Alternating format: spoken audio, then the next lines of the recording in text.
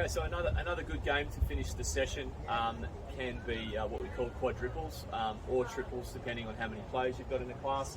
And quite simply, it involves, if you've got 4 players per side, you have 2 players on the baseline, 2 players at the net on each side. Okay, so obviously there's a lot of players on the court. They're responsible for covering their own section.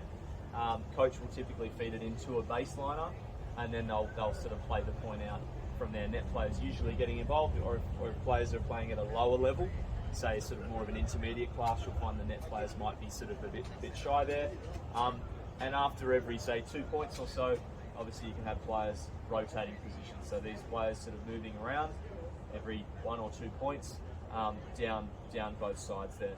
So to make sure both ends have a chance at the feed, maybe every sort of 4 or 8 or 5 or 10 points, all the players would switch and the coach would sort of maintain their feeding in that position. So if you had less players, so it becomes a game of triples, where you've sort of got the format for triples is usually 1 player at the net in the middle and both players on the side there.